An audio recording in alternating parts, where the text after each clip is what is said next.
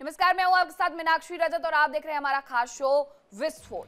Bulletin में आज हम बात करेंगे रूस और यूक्रेन की जंग की, जिसमें शांति समझौता करवाने के प्रयास तो किए जा रहे हैं, लेकिन अब अमेरिका भी इसे लेकर के हार मानता हुआ दिखाई दे रहा है, जिसके बाद अब जेलेंस्की यूरोप से मदद की आस लगाए हैं। दूसरी तरफ अगर बात की जाए तो नेटो रूस को उकसाने की कोशिश कर रहा है, जिससे आशंका ये जताई जा रही है कि रूस का गुस्सा अब नेटो समेत यूरोपीय देशों पर फूट सकता है। इस बारे में भी आज हम आपको विस्तार पूर्वक समझाएंगे। इसके अलावा हम आपको बताएंगे कि गाजा में आतंक के आतंकियों के शांति प्लान का आखिरकार क्या हुआ। गाजा में लंबे समय से क्योंकि आतंक फैला रहे हमास के आतंकियों ने अब शांति की राह पर चलने का मन बना लिया है। माना यह भी जा रहा है कि अब हमास बातचीत की टेबल पर आ सकता है, गाजा में शांति प्रक्रिया का हिस्सा भी बन सकता है। तो क्या है हमास का आखिरकार शांति प्रक्रिया के लिए बनाया गया ये नया प्लान, इस बारे में भी आपको बताएंगे। इसके साथ ही बात मिडिल ईस्ट की भी विस्फोट में करेंगे, जहां मिडिल ईस्ट में डगमगाते हुए सियासी समीकरण देखने को मिल रहे हैं। ऐसा हम इसलिए कह रहे हैं क्योंकि सऊदी अरब का ईरान के प्रति रुख अब नरम हो गया है। सऊदी अरब ने पश्चिम एशिया में शांति के लिए इजराइल को एक बड़ा खतरा माना है। ऐसे में सवाल यह भी उठ रहा है कि सऊदी अरब और ईरान एक साथ आ सकते हैं। और विस्फोट की शुरुआत यूक्रेन की खबर के साथ, जहां यूक्रेन की राजधानी कीव पर बड़ा हमला हुआ है। रूस के हमले में बिजली सब स्टेशन पूरी तरीके से तबाह हो गए और इतना ही नहीं, निप्रो के कई इलाके हैं जहां पर धमाके सुने गए हैं। तो ये बड़ी जानकारी आ रही है कि निप्रो के कई इलाकों में धमाके सुनाई दिए गए हैं। खैरसान में थर्मल पावर प्लांट में भी विस्फोट हुआ है। यूक्रेन की राजधानी कीव में ये बड़ा हमला हुआ है, जहां पर रूस के हमले में जो बिजली सब स्टेशन है वो तबाह हो गए हैं। इसके साथ ही निप्रो के कई इलाके हैं जहां पर धमाके सुने गए। खैरसान में थर्मल पावर प्लांट पूरी तरीके से तबाह हो गया है। अब ये जरा तस्वीरें आप देखेंगे तो आपको ये दूर से ली गई तस्वीरों में समझ में आ जाएगा कि ये जो पूरा आक्रमण था, ये जो पूरा विस्फोट था, वो कितना ज्यादा भयावह था। इसकी वजह से सिर्फ और सिर्फ कई किलोमीटर दूर से आप ये जो धुएं का गुबार है वो देख सकते हैं। ये खैरसान में हुआ है। खैरसान में थर्मल पावर प्लांट में विस्फोट हुआ है। निप्रो के कई इलाकों में धमाके सुने गए हैं। वहीं कीव पर जब बड़ा हमला हुआ तो रूस के हमले में बिजली सब स्टेशन पूरी तरीके से तबाह हो गए हैं। ये तस्वीरें बता रही हैं कि किस तरीके से रूस ने ये बड़ा हमला किया। कीव पर ये बड़ा हमला किया। निप्रो के कई शहर में, कई इलाकों में दरअसल ये बड़ा हमला किया गया, जहां धमाके की आवाज सुनी गई। और जो तस्वीरें सामने आ रही है, ये तस्वीरें ये बताने के लिए, ये कहने के लिए काफी है कि ये धमाका कितना ज्यादा विस्फोटक था, जिसकी वजह से ये एक बड़ा नुकसान हुआ है। बात अब चेरनोबिल की कर लेते हैं, जहां चेरनोबिल पावर प्लांट को लेकर के IAEA की चेतावनी जारी की गई है। प्लांट से रेडिएशन का खतरा बढ़ गया है। ये चेरनोबिल से जुड़ी हुई खबर आ रही है, क्योंकि परमाणु प्लांट है यहाँ पर और अब ऐसी आशंका जताई जा रही है कि वहां पर रेडिएशन का खतरा बढ़ गया है, क्योंकि वहां पर भी अटैक हुआ, जिसकी वजह से नुकसान हुआ है। अटैक से प्लांट की सुरक्षा दीवार को नुकसान हुआ है। ये IAEA की तरफ से जानकारी दी गई है। दो जानकारियां निकल करके सामने आ रही हैं। रूस की तरफ से जो बार बार हमले किए जा रहे हैं, उसकी वजह से एक बड़ा नुकसान यूक्रेन को पहुंच रहा है। इस बात से कहीं पर भी इनकार नहीं किया जा सकता है। कीव की तस्वीरें देखिए कि किस तरीके से कीव में जब ये हमला किया जाता है तो वहां के पावर सब स्टेशन पूरी तरीके से तबाह हो जाते हैं। कई किलोमीटर दूर से जो धुआं है वो उठते हुए देखा जा सकता है। दूसरी तरफ बात अगर चेरनोबिल की जाए तो वहां पर भी IAEA की तरफ से चेतावनी जारी की गई है। ये पूरा परमाणु परीक्षण देखती है और उसकी तरफ से ये कहा गया है कि प्लांट से रेडिएशन का जो खतरा है वो अब बढ़ गया है। रूस और यूक्रेन की जंग अब बेहद खतरनाक मोड़ पर पहुंच रही है, जहां एक तरफ रूस के यूक्रेन पर भीषण हमले लगातार जारी है, तो दूसरी तरफ बातचीत की प्रक्रिया भी अपने मुकाम पर पहुंचती हुई कतई नहीं दिखाई दे रही है। लेकिन इस सब के बीच ट्रंप के एक बयान ने इस प्रक्रिया के भविष्य पर ही सवालिया निशान लगा दिया है। कौन सा वो सवाल है जिसकी वजह से ये सब कुछ हो रहा है, इस रिपोर्ट में आपको समझाते हैं।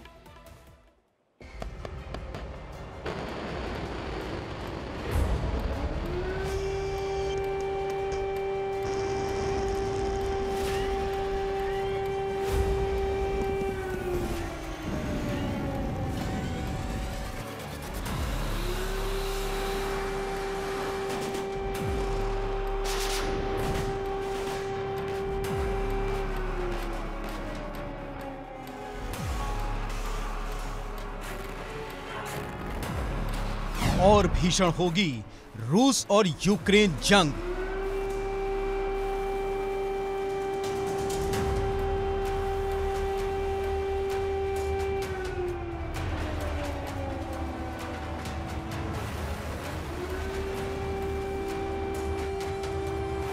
यूरोप में कैसे लौटेगी शांति?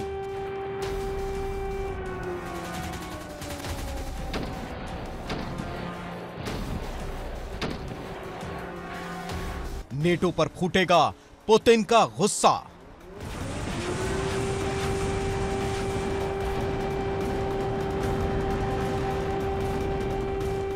यूक्रेन की धरती पिछले करीब 4 साल से जंग की आग से झुलस रही है।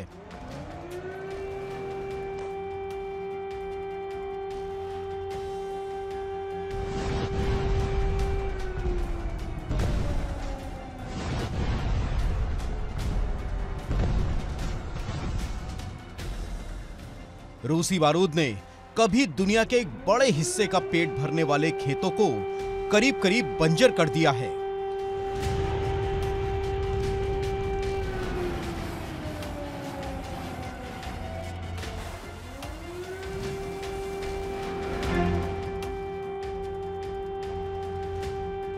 कभी खिलाड़ियों से गुलजार रहने वाले मैदान अब जंग में हुई तबाही के गवाह बन गए हैं।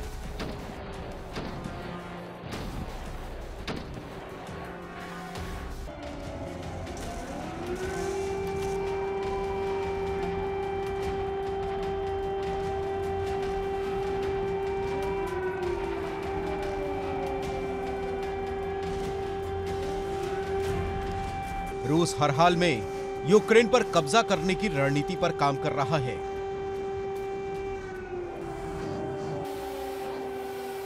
लेकिन नेटो देश यूक्रेन की बैकडोर से मदद करके रूस के मंसूबों पर पानी फेर रहे हैं।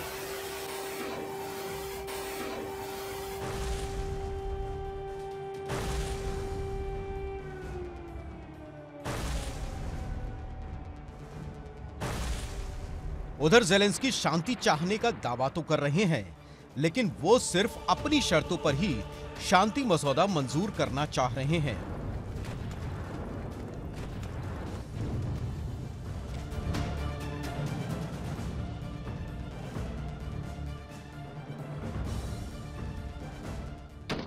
इन सब के बीच अब अमेरिका की भूमिका काफी अहम हो रही है।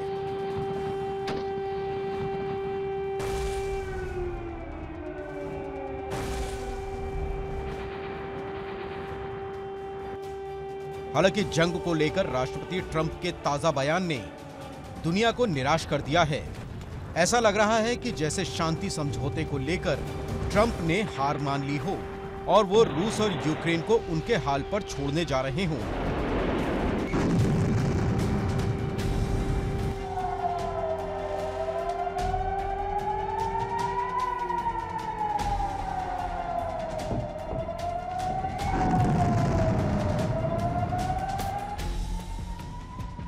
ट्रंप का कहना है कि रूस और यूक्रेन के बीच जंग खत्म करना अब आसान नहीं रह गया है।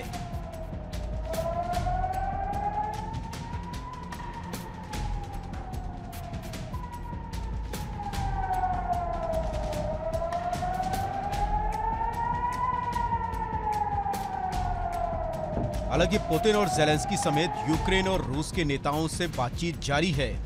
ऐसा लग रहा है कि रूस को प्रस्ताव में कोई दिक्कत नहीं है और वो इस पर तैयार भी हो सकते हैं।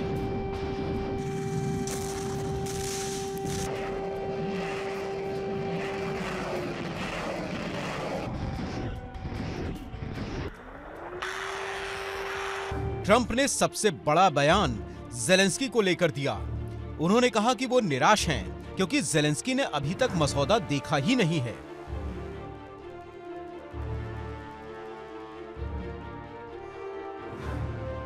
जाहिर है कि ट्रंप ज़ेलेंस्की को लेकर परेशान है।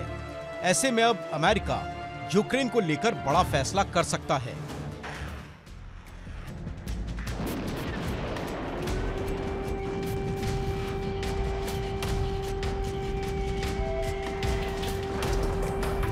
जाहिर है कि शांति समझौते के बाद अमेरिका का यूक्रेन के प्रति रुख ज़ेलेंस्की के फैसले पर टिका है।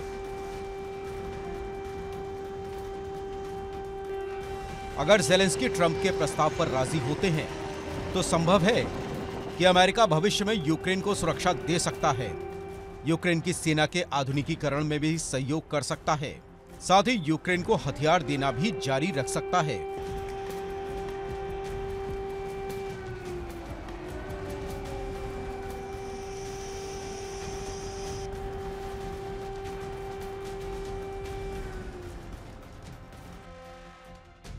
हालांकि शांति स्थापना की प्रक्रिया में यूरोपीय देशों की भूमिका अहम नजर आ रही है। ट्रंप के शांति समझौते के सामने आने के बाद ही जेनेवा में यूरोपीय देशों की बैठक हुई थी, जिसमें ट्रंप के मसौदे के कई बिंदुओं को काटकर अलग कर दिया गया था, जबकि कुछ पर कैंची चलाई गई थी और कुछ बिंदुओं को वैसे का वैसा ही मान लिया गया था।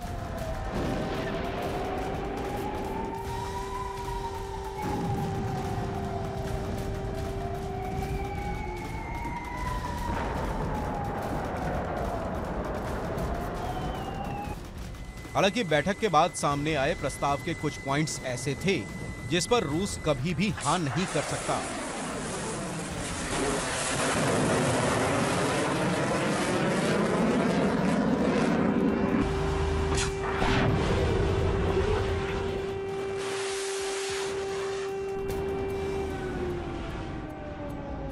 अभी तक तो उसके रुख से ऐसा ही लग रहा है कि पुतिन यूरोप के प्रस्ताव पर राजी नहीं है। जाहिर है कि नेटो देशों के प्रति अमेरिका का रुख शांति समझौते को लेकर यूरोप के निर्णयों पर टिका है।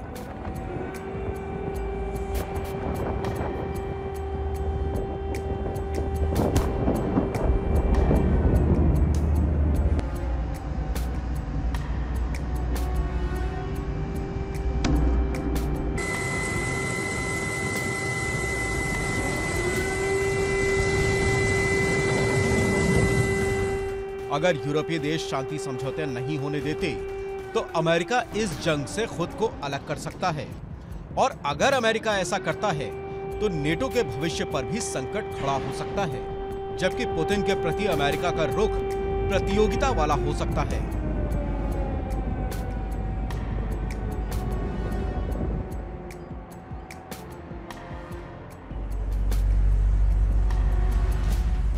अगर पुतिन युद्ध विराम पर राजी नहीं होते तो अमेरिका यूक्रेन को मदद करना जारी रख सकता है, साथ ही भविष्य में परमाणु हथियारों के परीक्षण भी कर सकता है।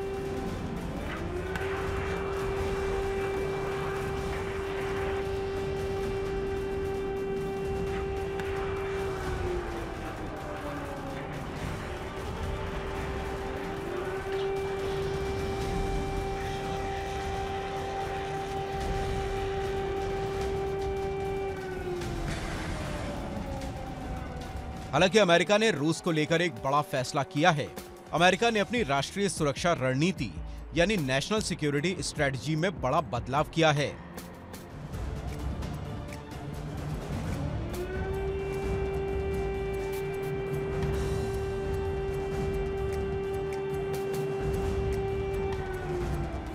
इस बदलाव के तहत अमेरिका अब रूस को खतरे के तौर पर नहीं देखेगा और उसके साथ सहयोग करेगा।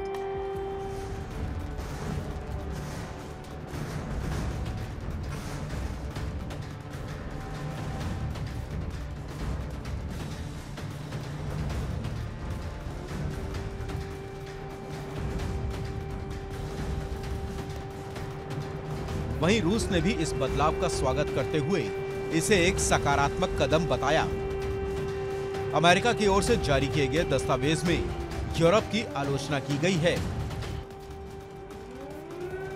इसमें कहा गया है कि यूरोपीय देशों में लोकतंत्र और अभिव्यक्ति की आजादी का उल्लंघन हो रहा है। इनसे संबंधित नियमों में सुधार की जरूरत है।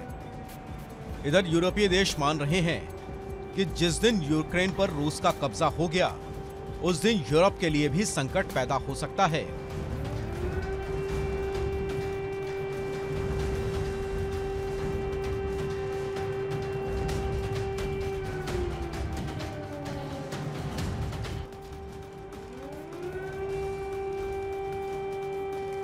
यही वजह है कि अब नेटो समेत यूरोपीय देश रूस का मुकाबला करने की तैयारियों में जुटे हैं।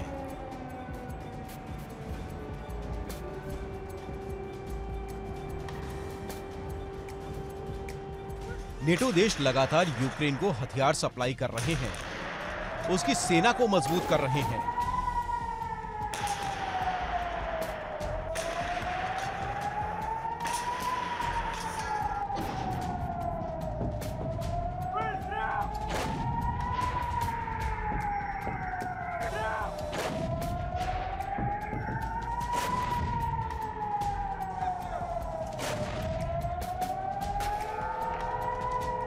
साथ ही कई दूसरे देश अपनी सेना को मजबूत भी कर रहे हैं।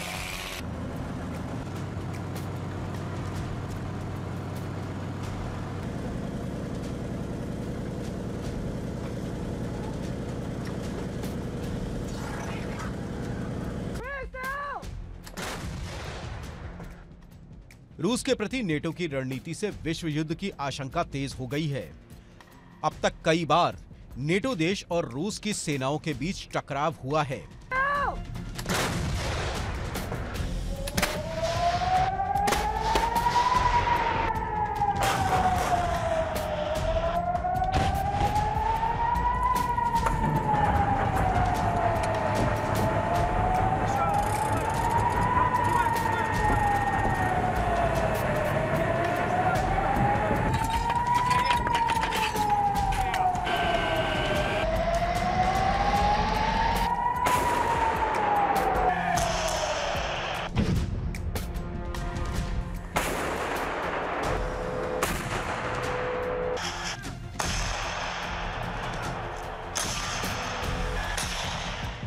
बताया जा रहा है कि कुछ दिन पहले स्कॉटलैंड से ब्रिटेन के एक P-8A पोसाइडन विमान ने निगरानी के लिए उड़ान भरी। ये विमान रूस के जल क्षेत्र के पास पहुंच गया और वहां निगरानी कर रहा था।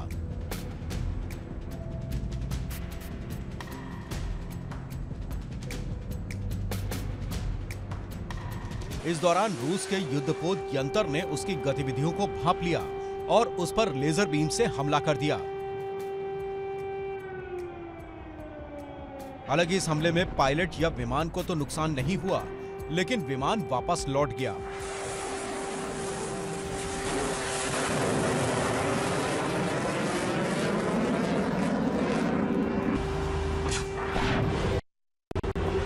खबर है कि बाल्टिक सागर में रूसी पनडुब्बियों के खिलाफ अभियान चलाया जा रहा है।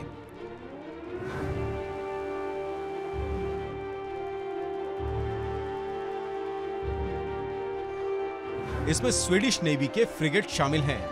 खास बात यह है कि इस इलाके में रूसी पनडुब्बियों की संख्या बढ़ रही है।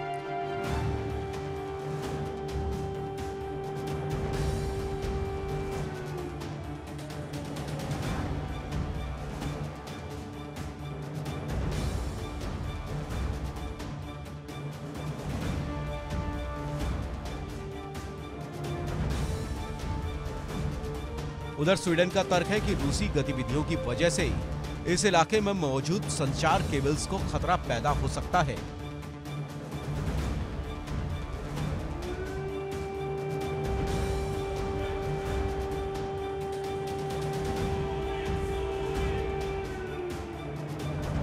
इस खतरे को देखते हुए बाल्टिक सागर में रूस का नेवल फ्लीट तैनात कर दिया गया है।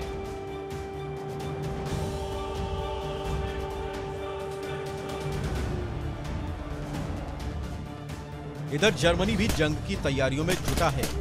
जर्मनी ने भी इजरायल के एयर डिफेंस सिस्टम एरो को तैनात कर दिया है।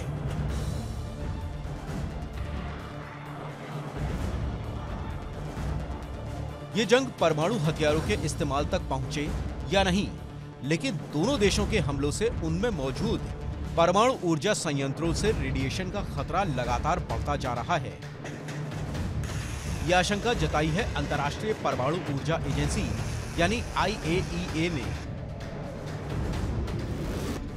खबरों के मुताबिक 6 दिसंबर की रात को ज़ैपोरिज़िया में मौजूद परमाणु ऊर्जा संयंत्र में बिजली नहीं रही, जिसे किसी तरह सुबह तक चालू किया जा सका। अगर ऐसा नहीं हो पाता तो न्यूक्लियर रेडिएशन की आशंका से इनकार नहीं किया जा सकता। उधर खबर है कि रूस में मौजूद चेर्नोबिल प्लांट में भी ड्रोन अटैक से काफी नुकसान पहुंचा है। हालांकि ये प्लांट बंद है, लेकिन इसके सबसे ऊपरी हिस्से को नुकसान पहुंचने से यहां से न्यूक्लियर रेडिएशन की आशंका जताई जा रही है। और अगर ऐसा होता है तो ये रूस, यूक्रेन या यूरोप के लिए ही नहीं, बल्कि पूरी दुनिया के लिए डरावनी सच्चाई साबित हो सकता है।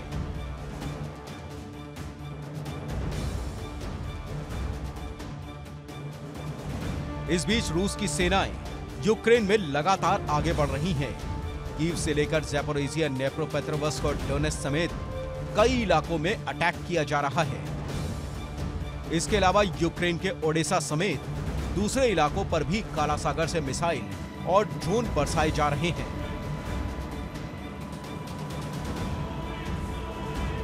यूक्रेन हालांकि हथियारों की कमी से जूझ रहा है, लेकिन रूस पर उसके हमले लगातार जारी हैं। उसके ड्रोन और मिसाइलें रूस के कई इलाकों को दहला रही हैं।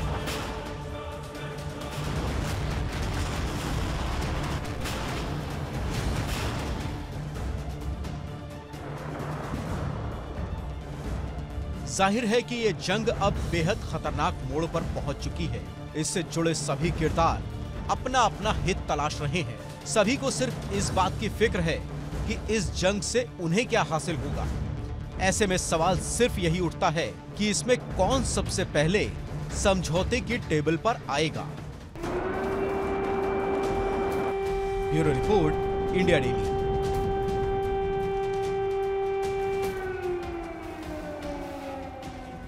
और अब बात गाजा की कर लेते हैं, क्योंकि गाजा में एक बार फिर से शांति लौटने की उम्मीद जताई जा रही है। हमास हथियार रखने के लिए तैयार हो गया है, ये जानकारी भी मिल रही है। लेकिन दूसरी तरफ नेतन्याहू भी अमेरिका के दौरे पर जाने वाले हैं, ये भी जानकारी मिल रही है। और खबर है कि पीस प्लान के अगले चरण पर चर्चा की जा सकती है, जब नेतन्याहू अमेरिका के दौरे पर रहने वाले हैं। लेकिन हमास किन शर्तों पर राजी हुआ है अपने हथियार त्यागने के लिए, वो भी चर्चा का विषय है।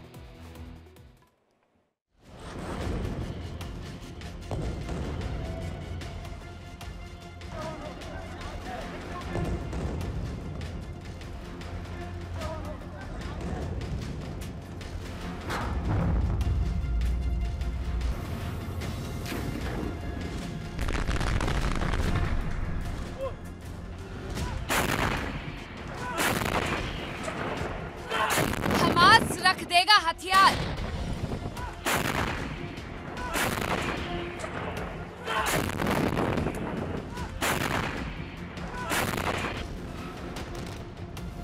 गाजा में लौटेगी शांति।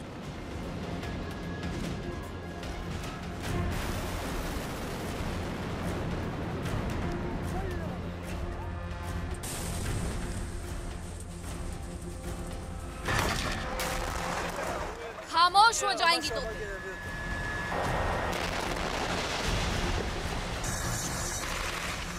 करीब 2 साल से गाजा की धरती जंग की आग से झुलस रही है। गाजा का जर्रा जर्रा इजरायली सेना और हमास के बीच जारी जंग की गवाही दे रहा है। पहले से ही मुश्किलों में जी रहे गाजा के लोगों की परेशानी अब और बढ़ गई है।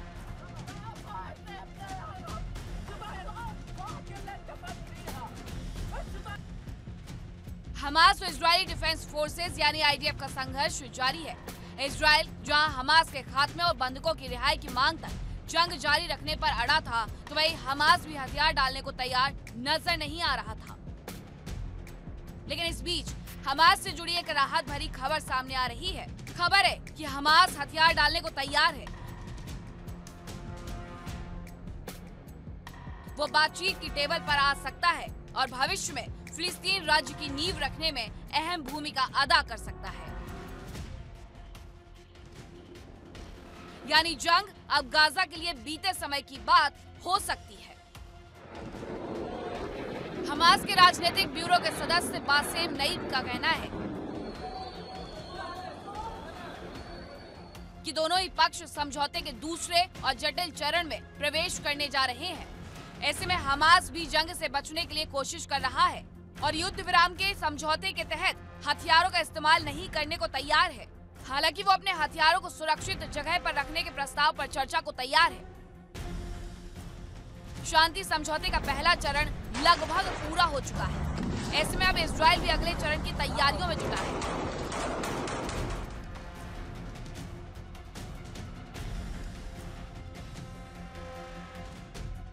गाजा के लिए इजरायल का प्लान। खबर है कि इजरायल के प्रधानमंत्री बेंजामिन नेतन्याहू जल्दी अमेरिका के दौरे पर जा रहे हैं। इसी महीने के अंत में पीएम नेतन्याहू अमेरिका जा सकते हैं, जहां वो राष्ट्रपति ट्रंप से मुलाकात करेंगे। इस दौरान गाजा प्लान को लेकर बातचीत हो सकती है, या यूं कह सकते हैं कि गाजा अब तबाही की जगह आबादी की ओर बढ़ सकता है।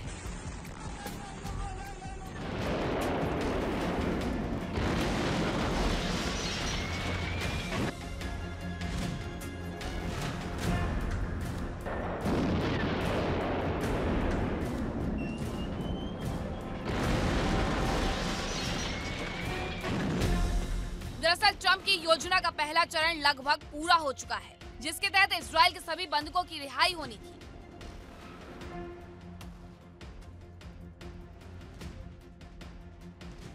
इजराइल की ओर से कहा गया है कि बंधकों की रिहाई का काम लगभग पूरा हो चुका है। युद्ध विराम लागू होने के बाद से हमास अब तक 20 इजरायली बंधकों को और 27 बंधकों के शव वापस कर चुका है, जबकि एक इजरायली बंधक का शव फिलहाल गाजा में ही है।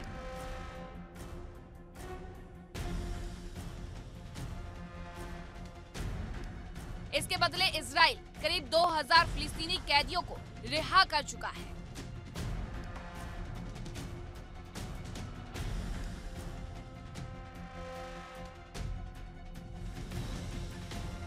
हालांकि युद्ध विराम लागू है, लेकिन गाजा में कुछ इलाकों में अभी भी हमास और इजरायली जवानों के बीच फायरिंग जारी है। वेस्ट बैंक में इजराइल के जवानों ने 2 फिलिस्तीनी लोगों को गोली मार दी। इजरायली सैनिकों के मुताबिक हेब्रॉन में एक चेक पॉइंट पर कार काफी तेजी से उनकी ओर आ रही थी, जिसके बाद जवानों ने गोली चला दी।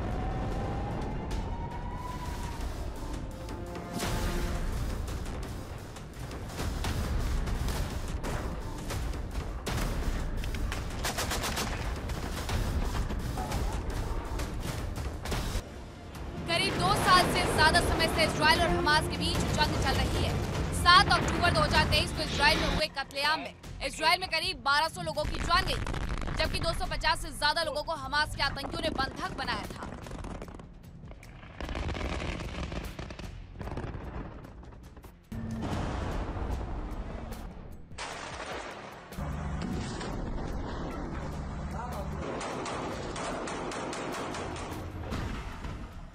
इसके बाद इजरायली सेना ने जो अभियान शुरू किया, खबर है कि उसमें अब तक 70,000 से ज्यादा फिलिस्तीनी मारे जा चुके हैं। साथ ही गाजा का एक बड़ा हिस्सा मलबे के ढेर में तब्दील हो चुका है।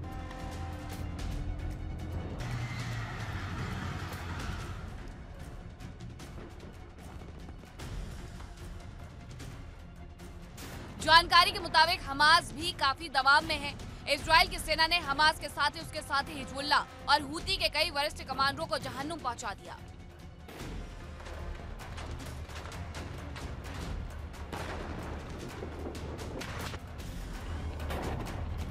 अब तक इजराइल के जवान हमास के इस्माइल हानिया और याह्या सिनवार के अलावा हिजबुल्लाह के हसन नसरुल्लाह और तबातबाई समेत कई कमांडर्स को मौत के घाट उतार चुकी है। इसके अलावा हूती आतंकियों के कब्जे वाले यमन पर भी भारी बमबारी कर उसे भारी नुकसान पहुंचाया जा चुका है।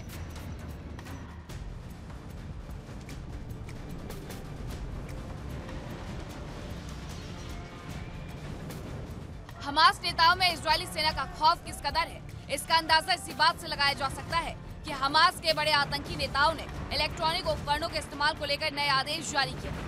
खबर है कि बैठक में फोन, एसी, टीवी समेत कई उपकरणों पर रोक लगा दी गई है।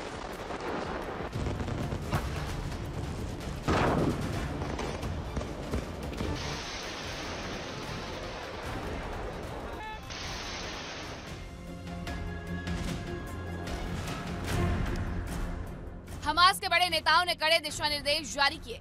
इसके मुताबिक हमास नेताओं को किसी भी बैठक को एक ही जगह नहीं करना है। टाइम और लोकेशन को लगातार बदलना बहुत जरूरी कर दिया गया है।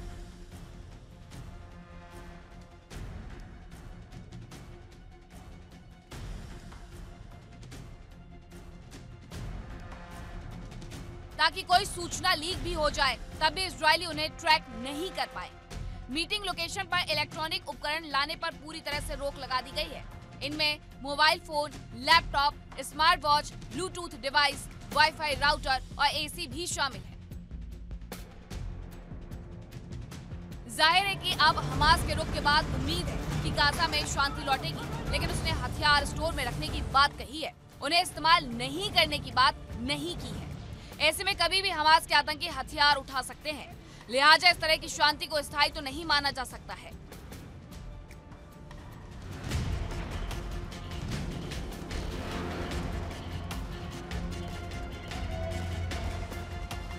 हालांकि शांति प्रक्रिया में इस कदम को एक मील का पत्थर माना जा सकता है और उम्मीद की जा सकती है कि ये शांति प्रक्रिया अपने मुकाम पर पहुंचेगी और गाजा के लोग भी अमन चैन के साथ जी सकेंगे। Bureau report, India daily.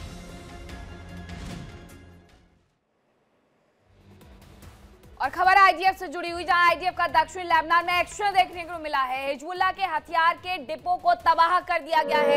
Hezbollah की सुरंगें भी बर्बाद कर दी गई है, ये जानकारी मिल रही है, क्योंकि हमास, हूती, हिजबुल्लाह सभी से इजराइल लगातार लड़ाई कर रहा है और ऐसे में हिजबुल्लाह के हथियारों के डिपो को तबाह किया गया है, ये जानकारी मिल रही है। जो हिजबुल्लाह की सुरंगें हैं उसे भी बर्बाद करने की जानकारी निकल करके सामने आ रही है। तो ये सब कुछ निकल करके सामने आ रहा है। अब ये तस्वीर जरा देखिए किस तरीके से सामने आई है। हिजबुल्लाह का जो पूरा हथियार डिपो था उसे तबाह कर दिया गया, उसे उड़ा दिया गया। ये सैटेलाइट इमेज है, उसके माध्यम से आप जरा समझिए कि ये कितना भयावह हमला आईडीएफ की तरफ से किया गया है, जिसमें आईडीएफ ने सीधे तौर पर निशाना बनाया है हिजबुल्लाह की उस जगह को जिसके दम पर वो इजराइल को तबाह करने की कोशिश में लगा रहता है। लेकिन अब इस जगह को, इस हथियार डिपो को ही पूरी तरीके से निशाना बना करके नेस्तनाबूद कर दिया गया है। इजराइल की तरफ से कमर तोड़ने वाला एक जो प्रयास है वो आईडीएफ की तरफ से किया गया है, हिजबुल्लाह को एक बड़ा नुकसान पहुंचा करके। हिजबुल्लाह, हूती और इसके साथ साथ किस किस से ये लड़ाई कर रहा है उसके बारे में भी आप जान लीजिए। हिजबुल्लाह हो, हूती हो, हमास हो, H3 से कहा जाता है आईडीएफ की तरफ से, उस सभी को ये तबाह करते हुए नजर आ रहा है। और वहीं गाजा को लेकर के हमास ने एक बड़ा ऐलान किया है, हथियार रखने को तैयार है हमास, ये कहा जा रहा है उसकी तरफ से। वो कह रहा है कि हम अपने हथियार छोड़ देंगे इजराइल के आगे सरेंडर करने से। हालांकि उसका इनकार है, पीस प्लान के सफल होने की उम्मीद जताई जा रही है, लेकिन ये हमास ने कहा है कि वो हथियार त्याग देगा, हथियार रख देगा। उसने कई शर्तें भी इस दौरान लगा दी हैं। उसका कहना है कि गाजा की जमीन को, आईडीएफ को, इजराइल को पूरी तरीके से खाली करना होगा। दूसरी तरफ आईडीएफ और इजराइल का ये कहना है कि जब तक गाजा के आतंकी पूरी तरीके से पीस प्लान को नहीं मान लेते हैं तब तक वो उस जगह को छोड़ने के लिए बिल्कुल भी तैयार नजर नहीं आता है। तो ऐसे में ये बड़ी जानकारी हो जाती है गाजा को लेकर के। हमास का जो बड़ा ऐलान है वो देखने को मिल रहा है। अब इस जगह पर, गाजा है ये जगह, और यहाँ पर क्या शांति आएगी या नहीं आएगी, इस पर सवालिया निशान लग जाता है। हिजबुल्लाह के साथ आईडीएफ पूरी तरीके से एक्शन मोड में नजर आ रहा है और उसके जो हथियार डिपो हैं उसे तबाह कर दिया है। लेकिन इसके साथ ही आईडीएफ और इजराइल ये चाहता है कि गाजा में भी जो हमास के आतंकी हैं वो अपने हथियार त्याग दे। इसके लिए बार बार पीस प्लान पर चर्चा जरूर हो रही है, लेकिन इसे कुछ भी लेकर के साबित नहीं किया जा सकता है कि शांति हो पाएगी या नहीं हो पाएगी। अब गाजा का जरूर ये कहना है कि वो अपने गाजा यानी कि हमास का ये कहना है कि वो अपने हथियार त्याग देगा, सरेंडर नहीं करेगा। सरेंडर करने से वो बार बार इनकार करता है। तो आपने देखा कि गाजा में शांति प्रक्रिया का जो दूसरा चरण है वो शुरू होने जा रहा है। अब आपको बताते हैं कि इस चरण में कौन कौन से काम किए जाने हैं। ये चरण प्रक्रिया का सबसे जटिल और कठिन चरण माना जा रहा है। इस चरण में कई बड़े मुद्दों पर सहमति बनानी होगी अगर शांति करनी है तो। अब कौन कौन से वो मुद्दे हैं वो जानिए। योजना का दूसरा चरण सबसे ज्यादा कठिन है। ये पता चल रहा है कि जो योजना बनाई गई है शांति को लेकर के, जो पीस प्लान बनाया गया है वो सबसे ज्यादा कठिन, उसका दूसरा चरण है। गाजा में अंतर्राष्ट्रीय सुरक्षा बलों की तैनाती, इसको लेकर के तुर्की तक ये कहता है कि हम भी चाहते हैं कि हम गाजा में जाकर के अपनी फोर्स को लगा दें। गाजा के संचालन के लिए तकनीकी समिति का गठन करना, ये हालांकि बहुत बड़ी चुनौती है क्योंकि गाजा पूरी तरीके से तबाह हो चुका है। इजराइल की सेना का गाजा से वापस लौट जाना सबसे बड़ा मुश्किल काम है क्योंकि इजराइल इसके लिए कतई तैयार नजर नहीं आता है। हमास को पूरी तरह से हथियार डाल दे, हमास कह जरूर रहा है कि वो अपने हथियार त्याग देगा लेकिन उसका इस्तेमाल नहीं करेगा, ऐसा उसकी तरफ से कुछ नहीं कहा गया है। ट्रंप की अध्यक्षता में अंतर्राष्ट्रीय बोर्ड का गठन ये हो रहा है। ट्रंप की तरफ से ही ये सबसे पहले प्रस्ताव लाया गया था कि वो एक ऐसी फोर्स बनाएंगे, उसे गाजा में तैनात करेंगे और गाजा को भी रीडेवलप करेंगे। सभी कामों की देखरेख की जिम्मेदारी के लिए बोर्ड बनाया जाएगा, ये ट्रंप की तरफ से ऐलान किया गया था। हालांकि सबके बीच एक खबर निकल करके सामने आती है कि जो नेतन्याहू है वो कभी भी जा सकते हैं अमेरिका। तारीखों का ऐलान नहीं हुआ लेकिन इसी महीने के आखिर में जा सकते हैं, ये बताया गया है। और अब चलिए बात सऊदी अरब की कर लेते हैं क्योंकि सऊदी अरब अब ईरान के प्रति अपना रुख नरम दिखाता हुआ नजर आ रहा है। उसने इजराइल को पश्चिम एशिया में शांति के लिए सबसे बड़ा खतरा बताया है। अब सवाल ये उठ रहा है कि क्या ईरान और सऊदी अरब के रिश्तों में नरमी आ सकती है? ऐसे में अमेरिका का आखिरकार रुख क्या होगा और क्या ये गठबंधन मिडिल ईस्ट में ताकत का संतुलन बिगाड़ देगा? ये भी सबसे बड़ा सवाल है।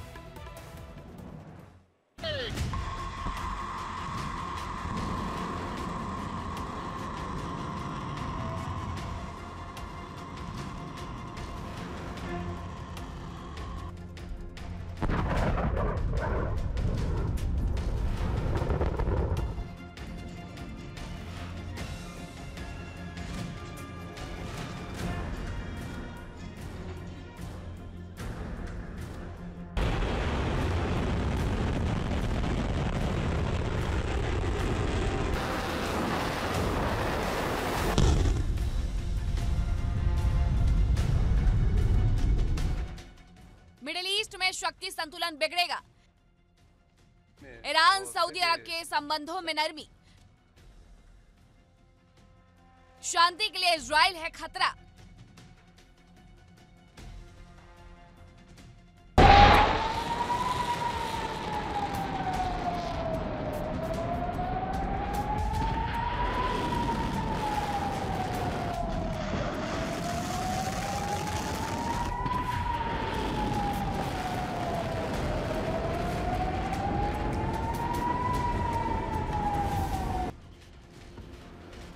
मिडिल ईस्ट इन दिनों तनाव के हालात से गुजर रहा है।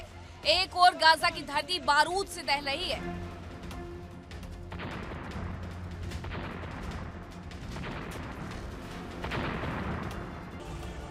तो दूसरी ओर यमन के एक बड़े इलाके में इजरायली डिफेंस फोर्सेस के साथ हूती आतंकियों की जंग चल रही है।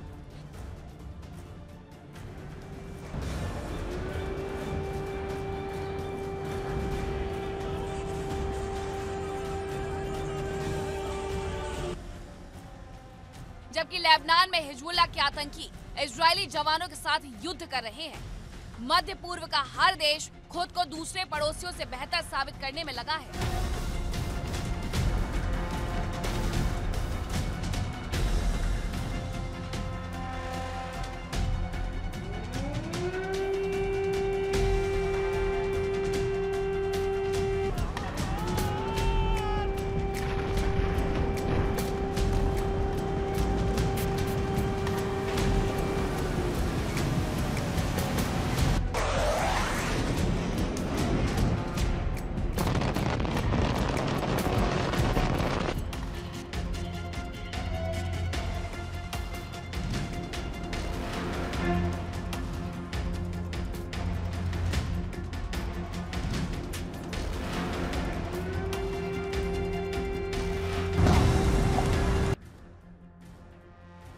सभी देश अपनी सेनाओं को ज्यादा से ज्यादा मजबूत करना चाह रहे हैं।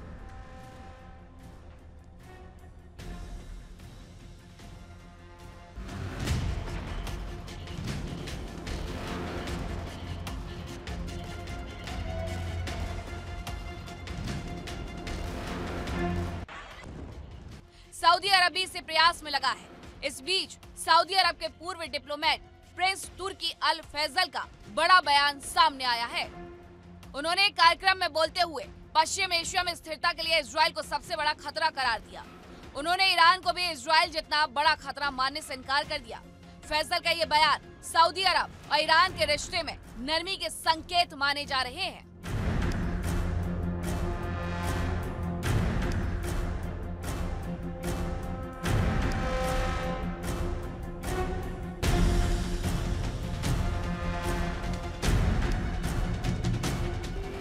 ने कहा कि लेबनान में इजराइल के हमलों की वजह से हिजबुल्लाह कमजोर हुआ है और सीरिया में असद सरकार के पतन के बाद ईरान का प्रभाव कम हुआ है। फैसल ने आरोप लगाया कि इजराइल की वजह से ही क्षेत्र की शांति खतरे में पड़ी है। उन्होंने अमेरिका से इजराइल पर रोक लगाने की अपील की। इस बीच फैसल ने कहा कि खाड़ी देश अब अपनी सुरक्षा को और मजबूत करने जा रहे हैं। उन्होंने कहा कि खाड़ी सहयोग परिषद यानी GCC के सदस्य देश एक संयुक्त एयर डिफेंस सिस्टम तैयार करने की योजना बना रहे हैं। इस तरह की प्रणाली इजराइल और ईरान के कतर पर किए गए हमलों के बाद जरूरी हो गई है। अबू फैसल ने सऊदी अरब की एक खतरनाक योजना का भी खुलासा किया। उन्होंने कहा कि सऊदी अरब को परमाणु हथियार बनाने पर गंभीरता से विचार करना चाहिए। उनका कहना है कि इलाके में इजराइल के पास परमाणु हथियार मौजूद है और ईरान भी परमाणु हथियार बनाने की ओर बढ़ रहा है।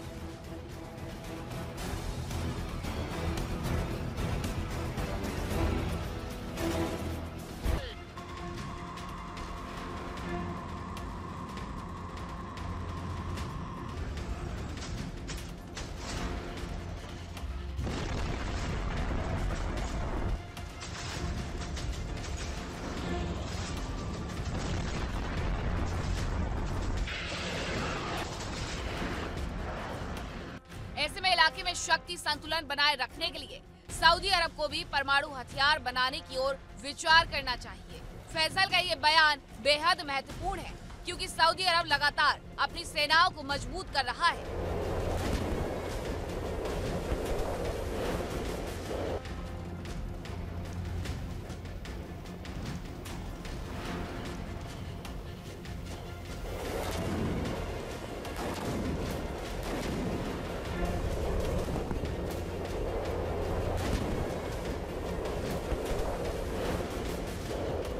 सऊदी अरब के क्राउन प्रिंस के अमेरिका दौरे के दौरान एक समझौता हुआ, जिसके तहत अमेरिका अब सऊदी अरब को F-35 फाइटर जेट्स देने जा रहा है। ये फाइटर जेट्स इस क्षेत्र में केवल इजराइल के ही पास हैं। साथ ही अमेरिका नागरिक कार्यों के लिए परमाणु ऊर्जा उत्पादन में मदद कर सकता है।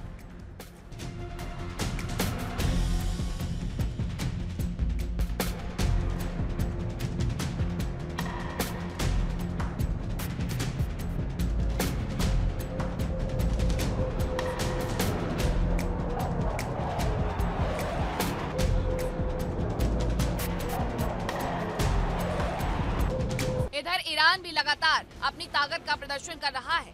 ईरान ने कुछ दिन पहले ही ओमान सागर में एक बड़ी ड्रिल की है। इसका मकसद दुश्मन देशों को कड़ा संदेश देना माना जा रहा है।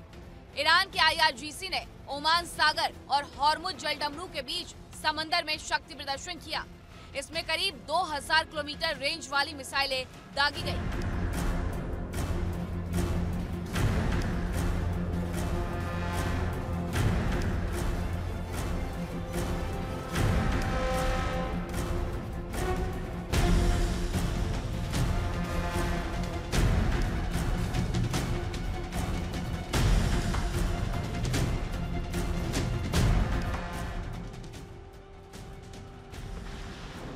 खबरों के मुताबिक ईरान की IRGC ने ओमान सागर और हॉर्मुज जलडमरू के बीच बड़े पैमाने पर मिसाइलें दागी।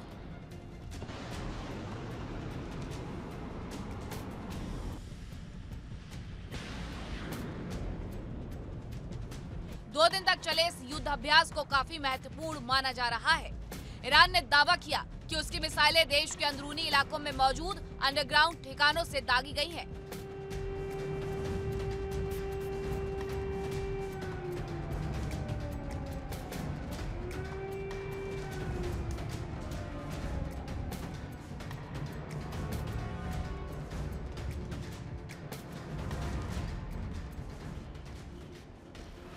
और उन्होंने ओमान सागर में मौजूद अपने टारगेट पर सटीक निशाना लगाया। इस युद्ध अभ्यास में IRGC ने कद्र 110, कद्र 380 और गादे क्रूज मिसाइल का इस्तेमाल किया।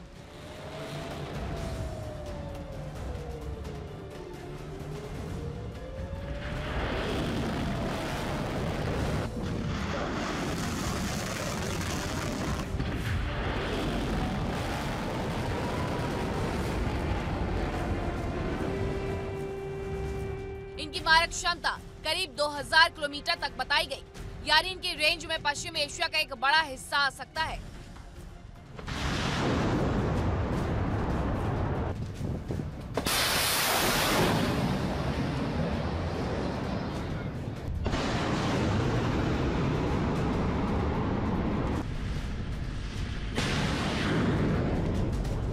इसके अलावा ईरान ने 303 नामक एक बैलिस्टिक मिसाइल का भी टेस्ट किया। ईरान का शक्ति प्रदर्शन और सऊदी अरब का ईरान के प्रति नरम रुख इस ओर इशारा कर रहे हैं कि दोनों देश जल्द ही एक साथ आ सकते हैं।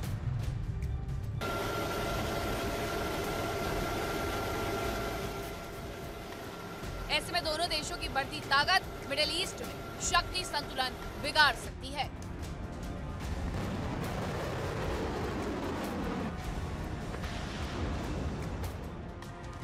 Bureau report, India daily.